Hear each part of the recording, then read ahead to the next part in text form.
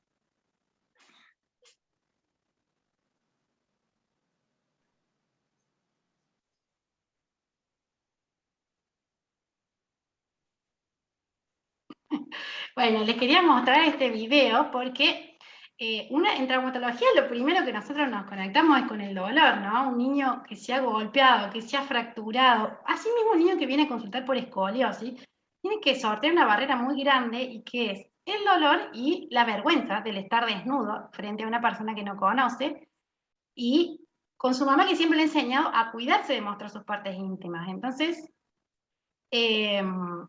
traje acá algunos tips que me parece que son muy importantes para lograr esto que se logra en el segundo video, que fíjense que lo están pinchando al bebé y el bebé ni registra que eso es una cosa que le va a traer dolor. El video termina con la segunda inyección con el niño llorando, tampoco es verdad que podemos no hacer llorar a los niños, pero sí me parece que podemos minimizar muchísimo el impacto que tenemos, y sí tenemos que tener conciencia de que lo que nosotros hagamos le va a marcar a los niños todo un futuro de desarrollo. El miedo al médico lo generamos nosotros y los papás también. Entonces, traje unos tips que me parece que son importantes para que empecemos a difundir, y con algunas cuestiones que son por ahí muy obvias, pero por ahí vale la pena recordarlo. O sea, a los papás enseñarle que traiga al niño con un short y un top, así sea invierno, así sea verano, siempre vamos a necesitar observar el cuerpo desnudo. Y la desnudez no es poco, y es un motivo de vergüenza, sobre todo si son niños cercanos a los 10, 12 años que están empezando su brote puberal. Así que bueno, tener en cuenta esto. Atarse el pelo, muchas veces las mamás no tienen una colita, no tenemos cómo hacer para mirar la espalda completa, entonces avisarle al papá que se ate el pelo. Tener los pies sucios y las medias rotas no es vergüenza, esto lo pongo porque nosotros siempre les pedimos a los niños que se saquen los pies, tenemos que ver cómo caminan, y la madre se enoja con el niño no se lo quiere sacar, y bueno, todo eso, además de llevar tiempo, que se pierde en la consulta, a mí está bueno que demos ese mensaje, ¿no? Son niños y no tienen por qué estar impecables todo el tiempo, justamente si no están impecables es mucho mejor. Para nosotros me parece que es importante tener en cuenta educar a los pacientes y a los padres con este tipo de cosas, y también con la enfermedad que los atraviesa.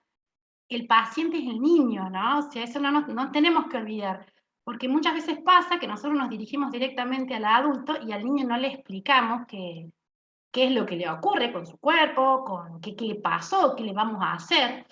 Anticipar el movimiento, digo, si nos ponemos en proporciones, el tamaño de un niño con respecto a un adulto se supera 4 o 5 veces a veces. Entonces, me gustaría llevarlos a ese momento en que ustedes eran chiquitos, que miren el mundo desde ahí abajo.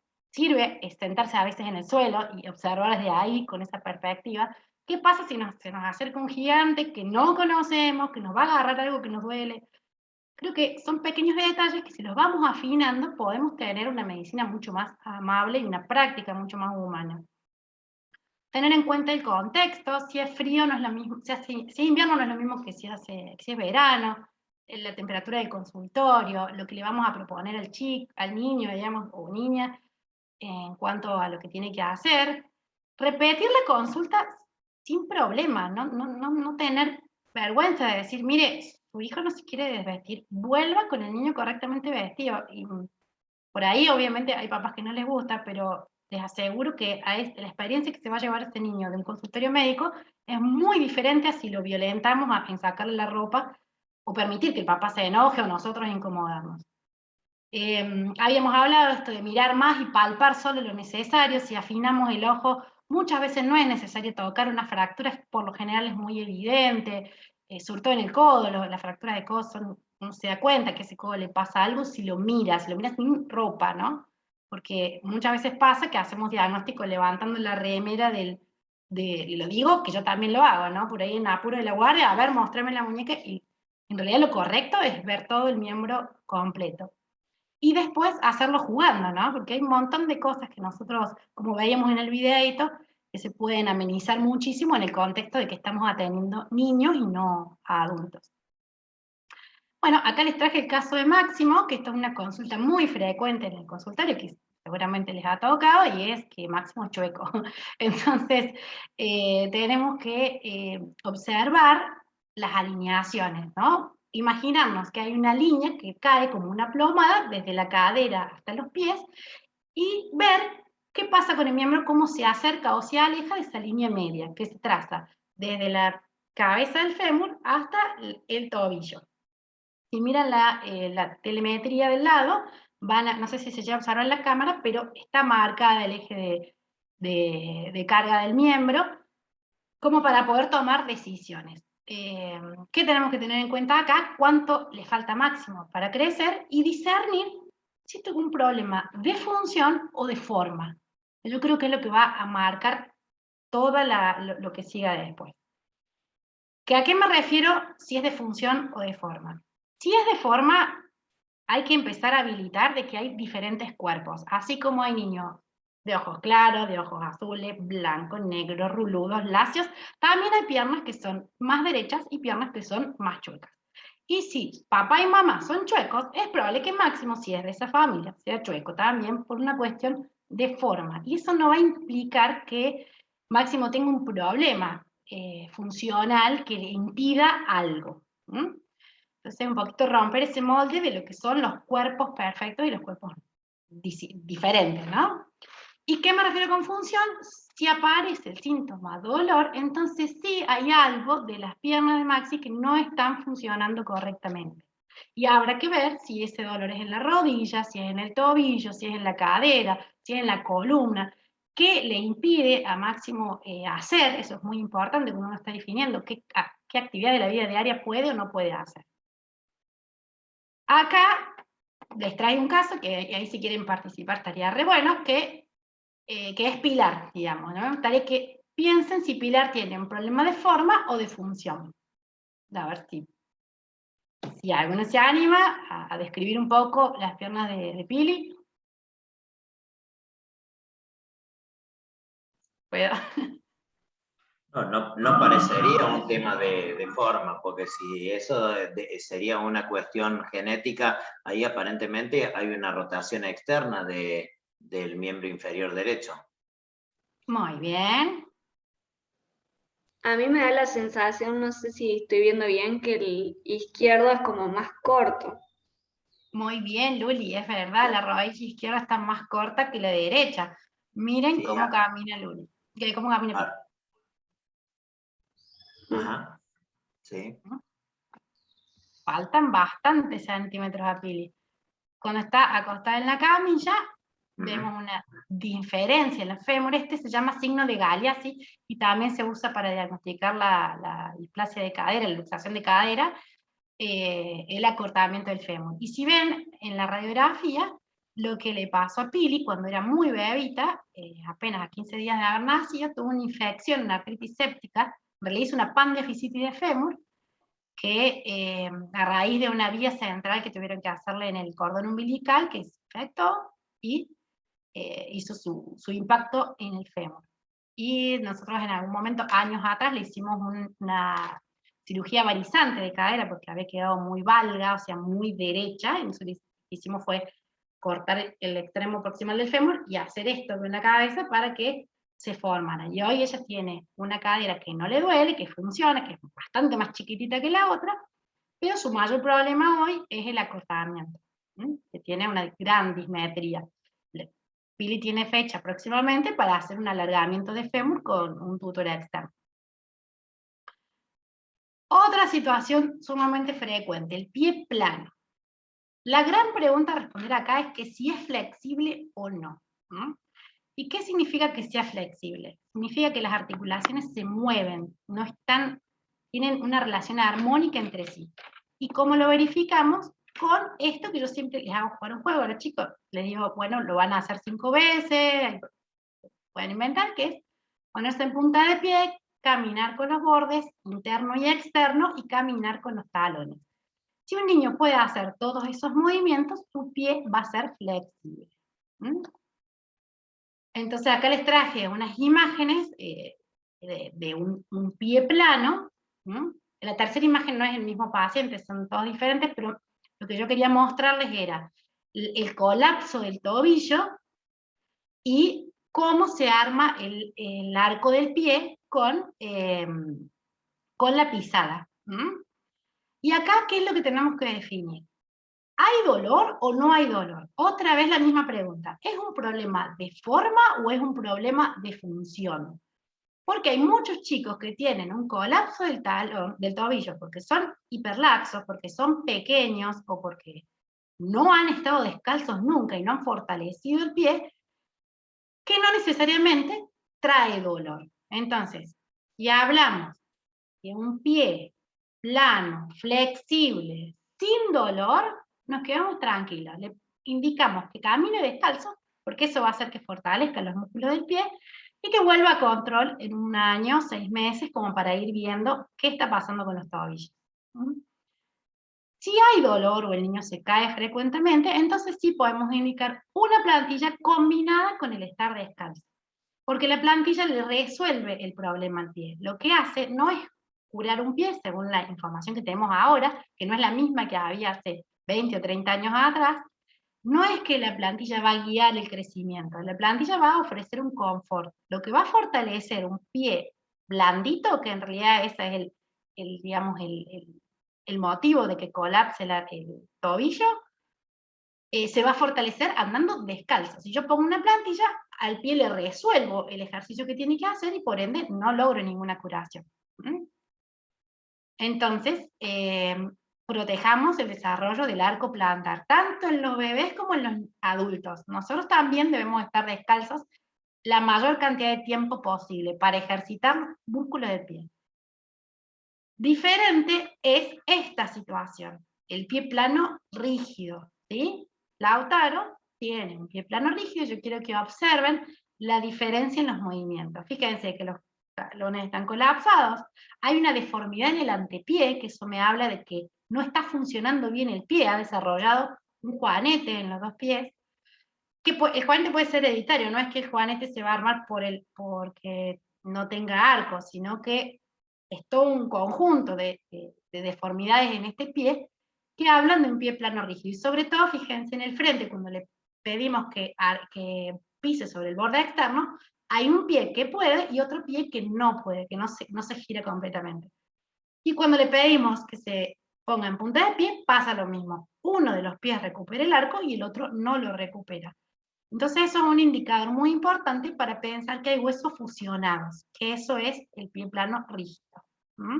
Acá en la radiografía esta no es de Lautaro, es de la red, pero pueden ver en esta zona, ver radiografías de pies es realmente muy difícil, porque hay muchísimos huesos superpuestos, pero acá, en donde está el astrágalo, junto con, se me fue el nombre ahora, el calcáneo, el astrágalo calcáneo, la articulación astrágalo calcáneo, ahí vamos a ver que está fusionado. A veces se ve todo blanco como si fuera un solo hueso, y a veces se ve esta situación donde a pesar de haber un espacio, un aire negro, en realidad ese aire es una barra tarsal cartilaginosa, que hace que funcione como una sola cosa a pesar de que sea un cartílago. Esto sí es una patología de resolución quirúrgica, donde se hace la resección de la barra, se interpone el músculo pedio y se toma grasa de la región preaquiliana para impedir que vuelva a recidivar, porque lamentablemente son muy recidivantes las barras, se vuelven, a pesar de que uno la corte, se vuelven a pegar. Eso en cuanto a pie. Pasamos a otro tema que es bastante importante para el consultorio de pediatría, displasia del desarrollo de la cadera. Para mí, desde mi concepción, hay que hacerle ecografía a todos los bebés, porque las secuelas de una displasia de cadera son bastante feas.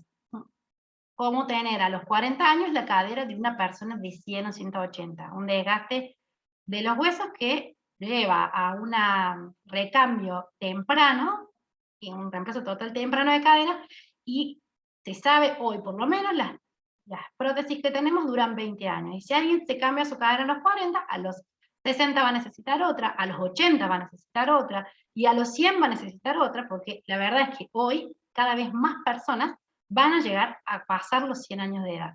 Entonces, una patología que se puede solucionar con un arnés de Public diagnosticada tempranamente, tiene un pronóstico muchísimo mejor que se nos pase ese pequeño 30% que ocurre que se pasa, y lo encontremos recién a la edad adulta.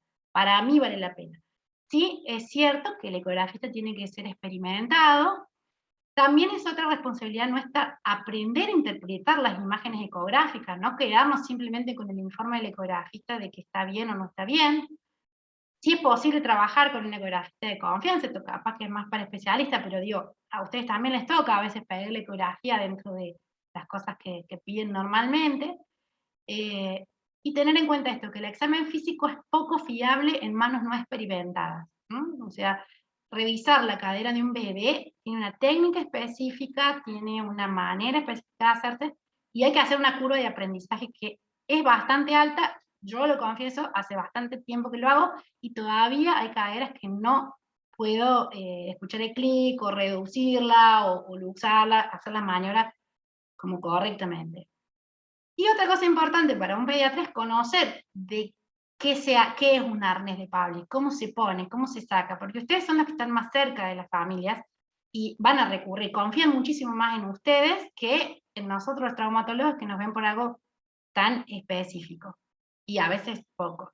Aquí les traje el caso de Ana Paula. Ana Paula es una niña que nació en Ojo de Agua, nació en Córdoba, y nació con esta deformidad. Y la consulta primera fue por esto. ¿Se anima alguno a decir que tiene Ana Paula?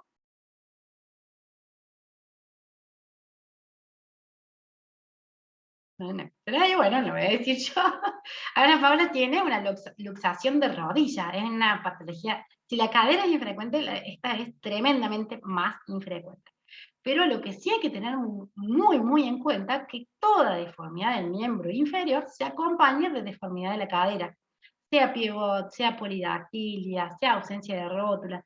Cualquier bebé que nazca con una deformidad de su pierna, hay que sospechar de la cadera. Y así fue que Anita tenía las dos caderas luxadas.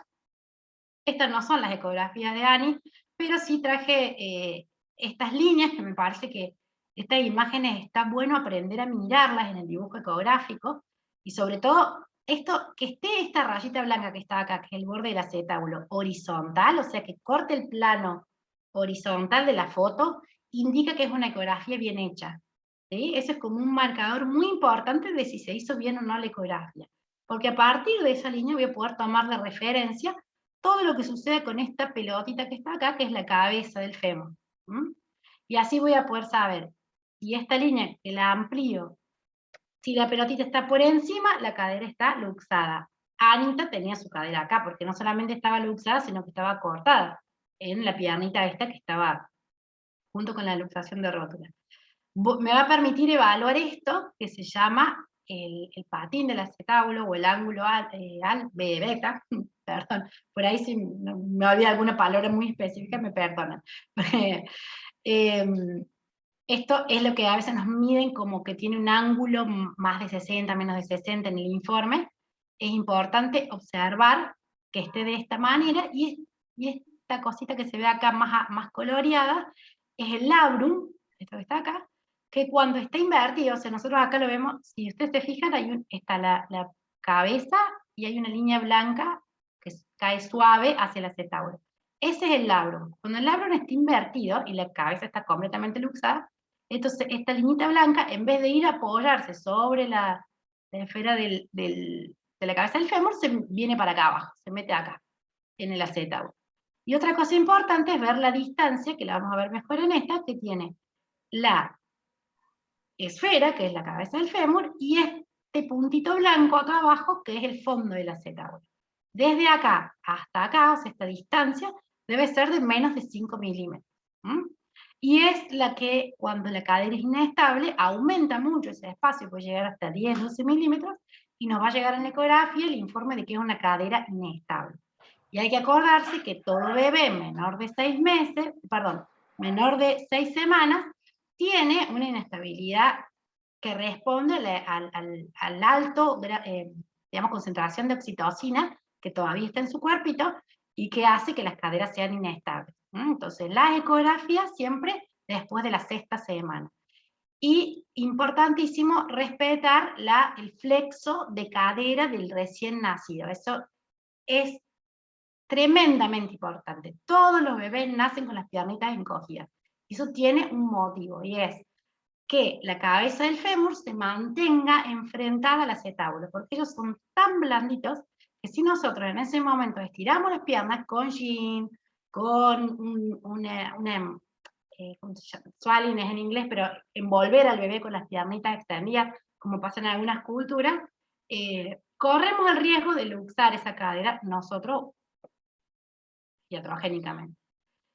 Paula tenía cumplió sus 3 meses y medio de arnés de Pavlik, pero lamentablemente la cadera donde estaba la deformidad más grande, que era la que había nacido junto con la luxación de rótula, no se redujo, por ende tuvimos que hacer una cirugía que se llama Ludlow, procedimiento de Ludlow, que es ingresar por la vía inferior, por aquí, cortar los aductores, cortar el psoas, que es el elemento más deformante, porque está cortado y lo mantiene luxada la cadera, y enfrentar, acá estaría la cabeza del acetábulo, la cabeza del fémur al acetábulo. Al mes venimos muy bien, no sé si acaba de terminar el tratamiento, las caderas teratológicas, que se llaman así porque ya nacen luxadas o están dentro del contexto de síndromes, a veces también necesitan más procedimientos, sobre todo acetabulares, o sea, hacer cirugías acá para devolver la fórmula y contener la cabeza. Por ahora venimos bien con Pauli, esta es una fotito de la semana pasada, le pedí permiso a la mamá que me dejó que la mostrara, esta gorda hermosa, y venimos bien con su yeso. ¿Qué tienen que saber como pediatras de los arneses? El arnés se puede sacar, voy a ver si puedo volver para atrás, el arnés se puede sacar como si fuera una remera, ¿no? Acá tiene un velcro, y estos velcros son los que va a ajustar el traumatólogo en la consulta. Pero cuando se abre, permite que se despliegue como un libro. Entonces, se puede sacar el arnés, se puede lavar el bebé, cambiarle la ropa y volver a colocarlo. Eso lleva un aprendizaje que tiene que hacer el traumatólogo con la familia en el consultorio y asegurarse que la familia entendió que se ponía así. El control del arnés es muy riguroso las primeras 3 semanas, no solo es una consulta, sino que se va repitiendo la ecografía. Cuando se logra la reducción, que la imagen ecográfica de la reducción es esta, la de acá abajo, no sé si el puntero funciona, pero es la que tiene las líneas rojas. Cuando logramos esa imagen, estamos a la mitad del tratamiento. A partir de ahí uno cuenta, desde que diagnosticó o desde que nació el bebé hasta que se logra esto, se duplica el tiempo de arnés y después se pasa a una férula de Windmill nocturna o al mismo arnés nocturno, ya se puede ir como relajando. Pero fíjense que son meses, son bebés que el bebé no lo sufre tanto porque en realidad es como lo primero que conoce del mundo, no tiene referencia de otro movimiento de las piernas. Pero a veces a las familias les cuesta mucho entender que esto tiene que usarse 24 horas. Entonces, realmente, para que esto tenga éxito, el trabajo de educación al paciente y la familia tiene que ser muy intenso, muy asertivo y sobre todo verificando que la familia comprendió perfectamente el porqué y el para qué de usar un arnés de Pavlik. Y ahí entra también la relación con el pediatra, porque ustedes son quienes están más cerca, a ustedes le van a hacer más preguntas, también está bueno que se involucren y pregunten a ustedes cómo están, qué pasa con estos bebés, los controles del niño sano con estos niños se pueden hacer, no pasa nada si sacan el arnés 15 minutos en un control y lo vuelven a colocar, lo que sí, tienen que saber cómo colocarlo. Ya acabo de ver el tip ¿no? Si lo abren desde el frente, se abre como no necesitan modificar nada. En el caso de que se les desregule, lo mandan de vuelta al traumatólogo, y también estamos haciendo cursos, que ya lo hemos hecho con el doctor Polakov, con simuladores que tenemos ahí tanto de Barlow y Ortolani como de arnés de Pavlik, que en algún momento ya organizaremos más talleres para profundizar esto. Pero me parece que es ineludible como pediatra empezar a saber estas cosas, ¿no? Saber mirar una ecografía de cadera, ver qué es una ecografía de calidad y educar al paciente, mantenerse cerca, ¿no? Porque son sus médicos referentes y de confianza. Bien, vamos con otro tema. Voy saltando un poco rápido, si me quieren parar para preguntar algo no hay ningún problema, yo voy como pasando, y esta es escoliosis. Acá otra vez nos preguntamos lo mismo, siempre tener en cuenta esta pregunta. ¿Es de forma o es de función? Si es de forma, vamos a tener una escoliosis. Si es de función, una actitud escoliótica. Si es una escoliosis, el Adams nos va a dar la jiba y la rotación de las vértebras. Si es una actitud, la jiba va a ser menor y no va a haber rotación vertebral. Y es una diferencia bastante grande, porque la escoliosis necesita tratamiento, y a veces quirúrgico, o con un corset, y la actitud escoliótica tiene que ver más con desbalances neuromusculares, o acortamientos musculares, o acortamientos isquiotibiales, o posiciones actitudinales. ahí entra un poco empezar a mirar a los pacientes no solo desde el cuerpo físico, sino de también otras cuestiones que les estén atravesando, como vergüenza, tristeza, todo eso se va improntando en la actitud corporal y puede generar algún problema. Está bueno empezar a abrir como médicos un poco la cabeza a que no solamente es una radiografía o un examen físico lo que tenemos que preguntar. Observar el perfil cuando uno está revisando a un paciente es muy importante, porque no solamente está la escoliosis, sino también está la cifosis, también están las columnas rígidas, la hiperlordosis. Todas estas condiciones generan síntomas, pueden generar síntomas, que es dolor de espalda. No es obligatorio. Y un niño, esa es otra cosa súper importante, un niño no tiene por qué tener dolor de espalda. Si lo tiene que encontrar y buscar y encontrar la causa, ¿sí? La columna del niño no es como la del adulto que puede dolernos por una contractura. Si bien también tienen contracturas y dolores por contracturas. Pero lo último que vamos a pensar, en un niño, un problema en la columna puede ser desde un tumor de la fosa posterior hasta una siringomielia, hasta una leucemia. Realmente es re amplio el abanico de enfermedades que se pueden expresar con alteraciones de la columna. Bueno, eso me parece importante, no olvidarse de ver el perfil también. Considerar el crecimiento remanente, esto es fundamental para decidir si es un paciente que va a necesitar un tratamiento o no. La herramienta más fácil que tenemos para aprender es el test de Riser, aunque también se usa la edad ósea de la mano, cómo va el codo, si se cerraron o no los cartílagos de crecimiento en el codo. Pero una aproximación fácil es esta, el test de Riser. Y en las niñas la menarca, que también marca ya el final del crecimiento de la columna. Se divide por etapas, va del 1 al 5, y de acuerdo a donde encontremos la doble línea, vamos a tener pacientes. Cuando ya está en el 5, quiere decir que ya se terminó de fusionar el hueso del ilio, la ilíaca, y ya el crecimiento de la columna está terminado. ¿Cuándo colocamos un corset? Cuando es un niño menor de 10 años, porque se supone que le queda mucho remanente de crecimiento, por ende esa curva va a seguir progresando. Un menor de 10 años tiene, generalmente hay que buscar la causa en la forma de los huesos, puede haber vértebras en cuña, o ser otro tipo de patologías, como por ejemplo un Duchenne, que puede hacer una escoliosis, síndromes más complejos. Cuando la curva es progresiva, es decir, que de cada 6 meses uno va haciendo los controles clínicos cada 6 meses, radiográfico anual, y se ve que hay un aumento rápido de los grados de la curva, también se coloca un corset, porque esto impide la progresión de la curva, y realmente hay una diferencia entre los niños que usaron el corset y los que no.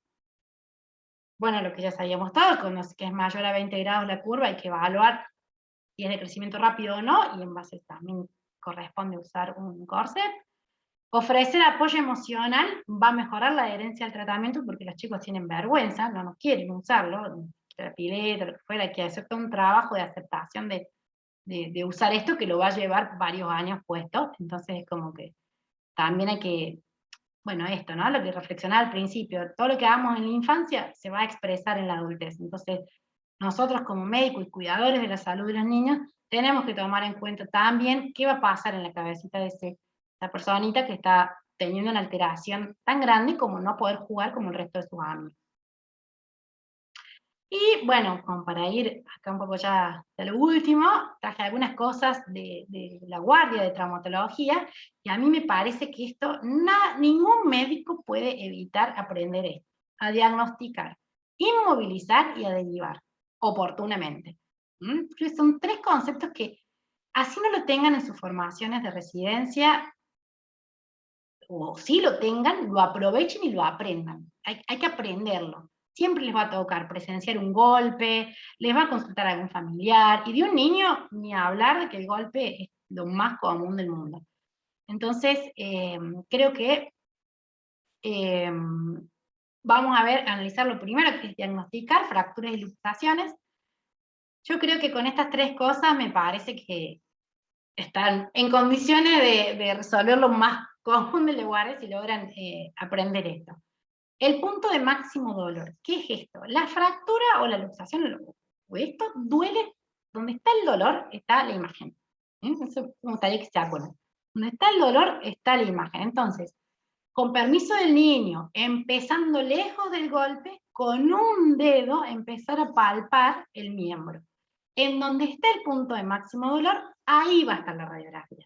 A veces pasa que son muy chiquitos y no tienen lenguaje, y viene una radiografía de todo el miembro, o vienen radiografías comparativas.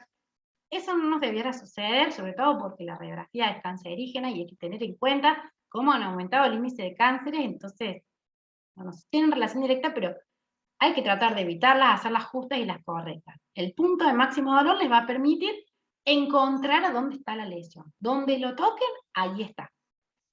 Y saber hacer una férula, eso en las guardias se aprenden. Yo estoy en hospital infantil, a mí me encanta enseñar, así que si quieren pasar a un día por el infantil, súper abierta para que vengan, practiquemos a hacer una férula y aprendan a inmovilizar. Les va a tocar que se vayan fuera de los hospitales grandes, que los toque el interior y demás, y tienen que aprender. Nos van a llegar al hospital por ahí algunos pacientes con fracturas y sin férula, y la verdad es que es una cosa muy sencilla de hacer, no hace falta ser especialista, no van a generar ninguna complicación por mover el miembro y colocar una férula. Eso también es un miedo muy frecuente en la gente que no, por ahí no hace traumatología en sí.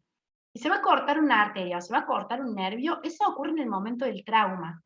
Una vez que ya está en la guardia, es casi imposible que uno con su propia mano, o sea, el médico al paciente, le corte una arteria o le lastime un nervio. Sí puede haber compresiones por mala reducción, pero eso, bueno, uno puede mover un poquito y va a ver, por ejemplo, en el caso del codo, si la mano se pone blanca, si ustedes la mueven un poquito se van a dar cuenta que vuelve a recuperar el color. Pueden hacerlo, ¿no? Hay situaciones que no, pero digo, no podemos no ferular un paciente, porque se le va a disminuir muchísimo el dolor, lo va a tranquilizar a la familia, y va a quitar drama de una situación que a veces se desborda muchísimo, como son accidentes o golpes, bueno, cosas inesperadas. Entonces eso, le dejo como pendiente, aprender a hacer una férula. Tomo otro tema de la guardia, que es la epifisiolisis de cadera. Lo más importante me parece que es sospecharla, porque estos pacientes a veces tienen una demora de hasta un año, he visto, sin diagnóstico, porque les duele la rodilla, y se estudia la rodilla, pero no solamente le pasa a los no especialistas, a los especialistas también a veces se nos puede pasar por alto. Entonces, sospecharla. Un tip muy útil para pensar si tiene esto o no, es observar la marcha, que cuando está fracturada la cabeza del fémur, que eso es lo que es la epifisiolisis, se separa la cabeza del cuello del fémur, el paciente va a caminar con el pie en rotación externa. Y lo otro importante es movilizar la cadera y percibir si hay bloqueo a la rotación interna. Comparan las dos caderas, puede haber una epifisiolisis bilateral, es rara, pero existe, pero ustedes van a notar que cuando quieren hacer la rotación interna, el miembro lucha mucho. Es como que se traba, se pone duro, rígido. Y ese bloqueo es un signo muy importante para sospechar una epifisiolisis, aunque no la veamos en la radiografía sino en grado 1. Otra importante, la artritis de cadera, y puse artritis porque dentro de las artritis ocurren estas 4 cosas, quisiera decir las más importantes, que son la sinovitis, la artritis séptica, el debut de la leucemia y las enfermedades reumáticas. Cada una de estas entidades tiene sus particularidades y diferencias, y realmente acá lo que es muy importante es ver el estado general del niño. Si el niño tiene un buen estado general, puedo irme a pensar que es una sinovitis o una reumática. Si hay un mal estado general, tengo que pensar que es algo más grave. Por ahí un poquito de sentido común, un niño que juega, que se moviliza, que renguea, que dice que le duele, que algo defiende, pero uno lo ve bien, me puedo quedar tranquilo.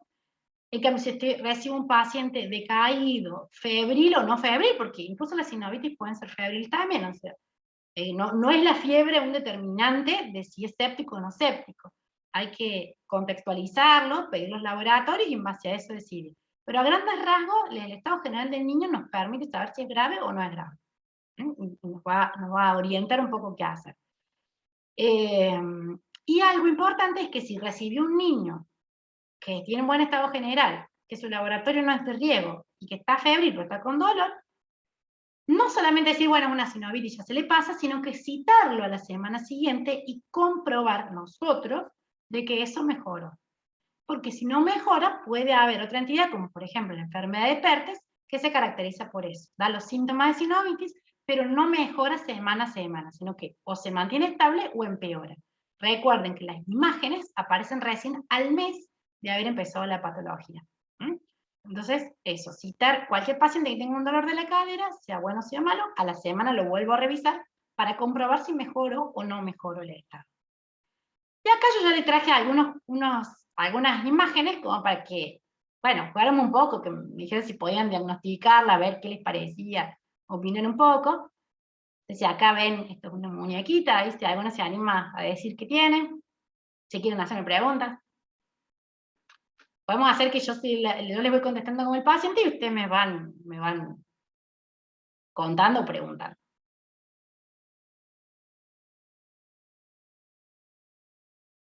Vamos, Luli, ahí valiente. Abre el micrófono. ¿Qué piensas? Así me lo que me preguntaría, ¿qué me dirías en el consultorio? Edad. Y este es un niño de 4 años. ¿Y por qué consulta? Porque me duele la muñeca. ¿Se golpeó? Sí, se cayó del tobogán. Bien. Es bien tricky, me parece.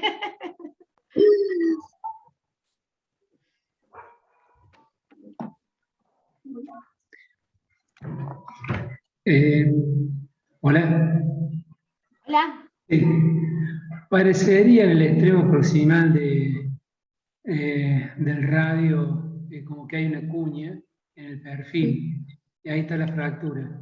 Exactamente. Es una imagen muy típica que parecería que no hay nada y en realidad tiene una imagen en cuña, pierde la simetría del hueso al llegar al extremo proximal del radio. Exacto, perfectamente. Aquí está, ahí la estoy marcando, no sé si se ve el cursor.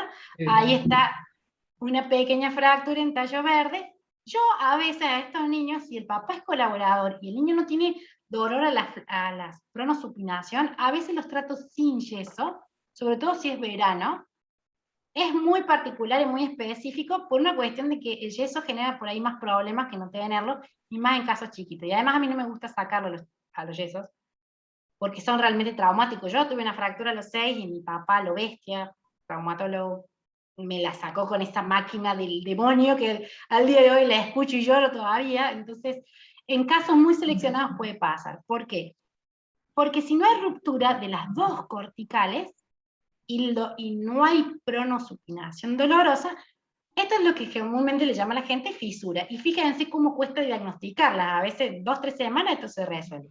Diferente es si vemos que la cortical anterior también tiene una deformidad, porque ahí la lesión es completa, es circunferencial, y por supuesto si el trazo de fractura es obvio, no es una inflexión, podemos inferir que la fractura es más grande, entonces el niño le va a doler. ¿Qué hacemos? Le hacemos, puede ser una férula, se puede tratar con una férula con velcro, o se puede tratar con un yeso también, que se mantiene 2-3 semanas y después se retira.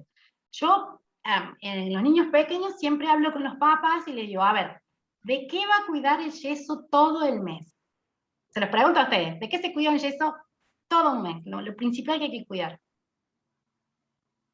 Y que no mueve las articulaciones, tanto el codo como la muñeca, que no tenga movilidad.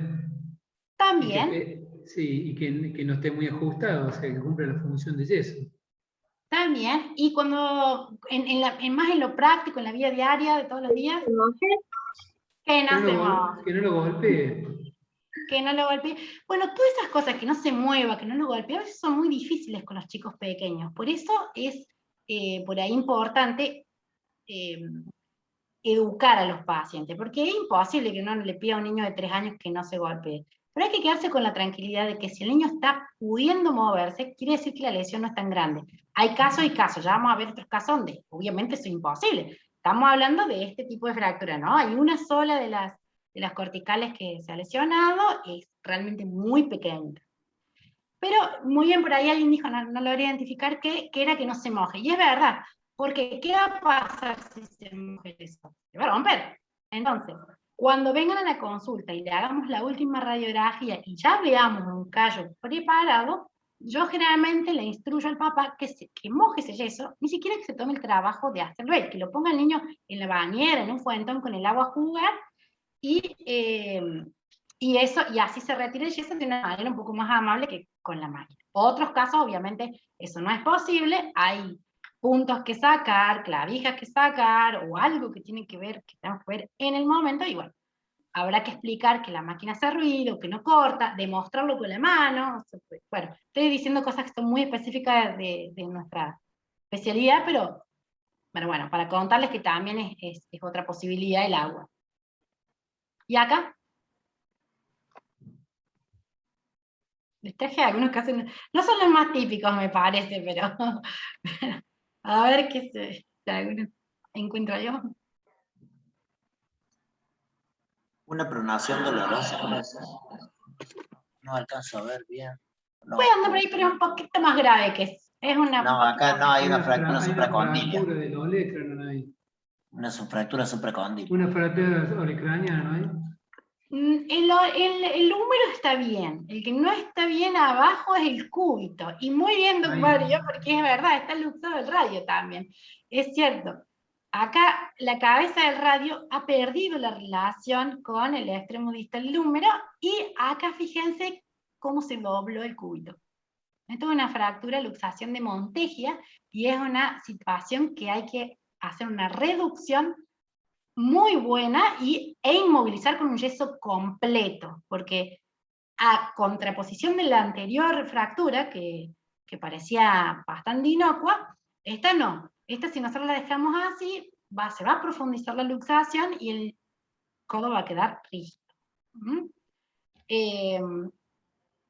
Yo les hice un poco de trampa porque no les mostré el perfil. En el perfil se hubiera visto mejor la luxación del radio, pero un poco también era a propósito para decirles que no se conformen con radiografías dudosas, que siempre pidan el par radiológico. Es muy frecuente que en rayos tengan miedo de movilizar los miembros y no hagan el par radiológico, por este mito de que podemos lesionar aún más a alguna estructura noble. Eso no es así. Las estructuras nobles generalmente están rodeadas de bastante masa, digamos, de músculo y de envolturas, y si se lesionan en el momento del trauma.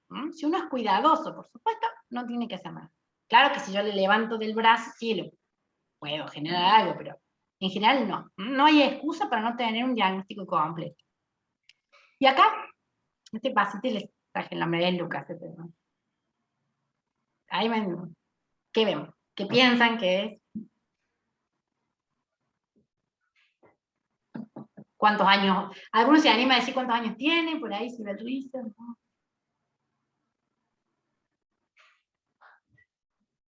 Es la cadera izquierda. No veo bien porque la imagen es muy chiquita. Es la cabeza del fémur izquierdo que está comprometido, parecería. Afiladísimo el doctor Fernández. Sí, por ahí va. ¿Alguna otra pregunta? Parecería en la adolescencia, ¿puede ser? Muy bien, doctor, es así, es un adolescente, tiene su... Sí, ¿es un PERTES? No. ¿Me quieren preguntar algo más del paciente? ¿Qué les parece? Sí, pueden observarla.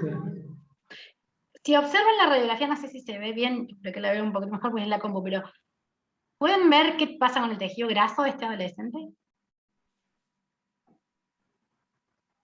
¿Se percibe? No. ¿Tiene mucho? ¿Tiene poco? ¿Luli? Tiene mucho. Tiene mucho, es un paciente gordito. Fíjense que acá como se ve el pliegue del abdomen, tiene doble pliegue. Y consultó, sí, por un dolor de cadera izquierda. ¿Qué puede ser? ¿Epifisiolisis? Sí. Miren, cuando le fuimos a pedir el perfil axial de cadera, en la cadera izquierda, muy bien, fíjense que es muy diferente a la cadera derecha, que está bien redondita. Y cuando miran acá, ahí se ve bien el deslizamiento. es un paciente que hacía un mes que tenía esta epifisiolisis y había empezado con dolor en rodilla. No era de la ciudad de Córdoba, habían estudiado la rodilla estaba normal, habían sacado una radiografía y lo mandaban al hospital para que viéramos. Tampoco había empezado con el dolor en la cadera en el momento que yo lo vi, sí estaba con la rotación externa del pie para caminar, sí estaba con dolor en la rodilla, y cuando le hice el examen de la cadera, observé este bloqueo que les explicaba. Y cuando pedí el axial, ahí le encontré. Pero si me vuelvo un poquito para atrás, fíjense que si uno no tiene el ojo entrenado, podría decir que está mal sacada la radiografía y que la cadera izquierda no tiene nada. Porque la verdad que en el frente no es muy claro que sea una epifisiolisis. Entonces, tener en cuenta esta incidencia radiológica en este contexto, ¿no? Paciente que sea muy gordito, muy flaco y muy alto, porque también les pasa a los longilíneos, de pedir la axial de cadera y buscar la epifisiolisis. Y aún así no hubiéramos encontrado el deslizamiento, porque acá ya un grado 1, ya cerquita del 2, puede pasar que le encontremos comenzando la epifisiolisis, que tenga el dolor, y lo que vamos a ver es la diferencia de los cartílagos. Y así ahí sí necesitamos una radiografía mejor sacada, más penetrada, para poder ver, porque los cartílagos se notan diferentes. No sabría decirles como un tip para decir, bueno, este es un cartílago enfermo y este no. Pero la verdad es que si uno los mira, los cartílagos que se van a deslizar son como más redondeados, pierden la interdigitación que normalmente tienen. Pero bueno, no olvidarse de la epifisiolisis, que a veces pasa de encontrarla muy caída, y el riesgo es que se necrose esa cadera. Yo ya tengo la oportunidad de ver pacientes que ya son grandes, que tienen más de 20, y que lo he visto con su epifisiolisis a los 14, y quedan horribles las caderas, dolorosísimas, van a prótesis directo, si se necrosan o no las enganchamos en este punto, que es el ideal para operar. Y esta tiene una trampita también. Hay una cosa evidente ahí, que es la fractura, pero hay una trampita también. Una doble fractura del tercio medio Sí, del brazo. y hay una del trampita brazo. más, que se ve en el frente.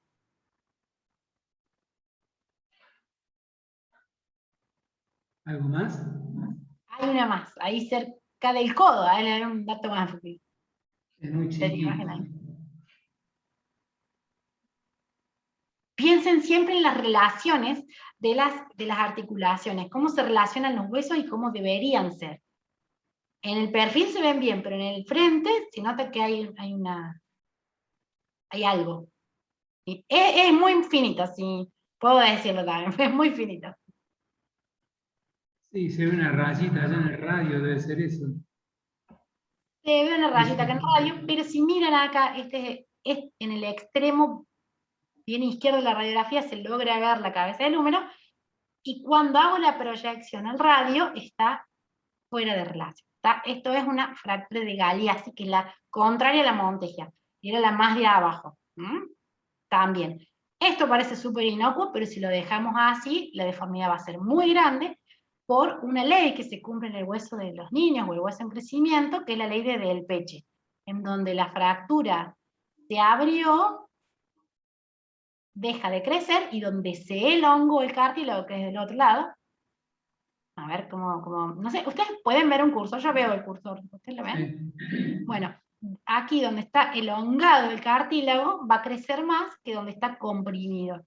Se llama ley de Del Peche. Y las deformidades que pueden hacer son verdaderamente grandes. Entonces, esta cosa de que el crecimiento arregla todo, a veces no es tan así. Muchas gracias, que quise traerles así como algunos casitos, y sobre todo me importaba contarles, bueno, esto, tener en cuenta que el niño es un sujeto de derecho, ¿no? Y que un adulto tiene que cuidar esa parte también, además de saber toda la ciencia, hacer las férulas y diagnosticar fracturas. Son las cosas que hay que saber sí o sí. Dejo abierto si quieren hacerme alguna pregunta, algún comentario.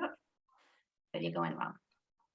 Solo decirte que fue muy clara tu presentación y muy didáctica. Lo único que quisiera, a modo también de inquietud, plantearte algo que es frecuente en la consulta habitual, ¿no es cierto?, de atención primaria, que es el Osgood Schlatter o el Serber. O sea, las lesiones, ¿no es cierto?, que vemos habitualmente en chicos que realizan prácticas deportivas. Entonces, ¿cuál sería la conducta frente a ellas? Perfecto. Buenísima esa pregunta. No la puse porque en realidad no hay imágenes, ¿no? Y eso me parece que es algo importante. Los papás van buscando que uno les haga una radiografía. No vamos a encontrar nada diferente. Quizás que esté un poquito más blanco perdón, ahí leí una pregunta, ahí la contestamos. El cartílago se ve un poquito más blanquecino, pero en general vamos a ver dos rodillas iguales. Y estos pacientes, ese proceso dura 8 meses. ¿No? Se produce porque hay un acortamiento generalmente de los isquiotibiales, toda la cadena posterior de músculos queda más como a presión, entonces hay un sobreesfuerzo de los cartílagos que están adelante. Pasa en el talón, pasa en la rodilla. Hay que tratar, por un lado, este acortamiento. Ocurre porque el hueso crece mucho más rápido que el músculo, entonces queda toda tensión.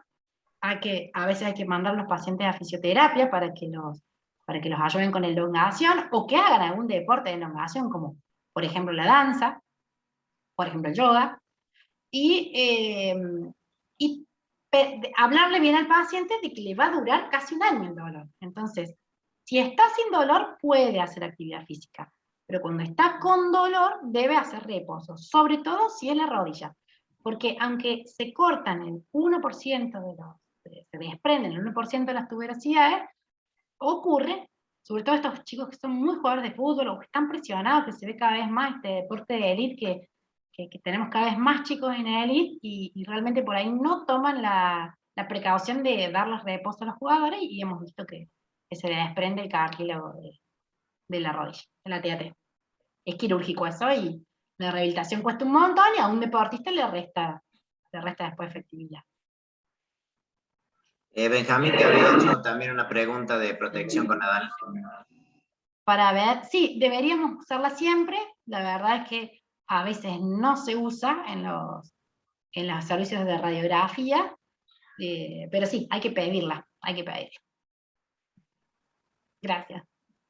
Bueno, muy bien, si les parece, y en honor a la hora, agradeciéndote nuevamente, Mavi, por la claridad de tu presentación y lo pedagógico de tu mensaje. Así que nos despedimos hasta el próximo encuentro, en donde plantearemos nuevamente otro tema de interés que hace al ejercicio cotidiano de la pediatría, para tratar de lograr los aprendizajes que nos permiten profesionalmente crecer. Así que gracias a todos y nos vemos la próxima. Que estén bien todos. Chao, Muchas chao. gracias. Chao, Mario, gracias a vos. Gracias.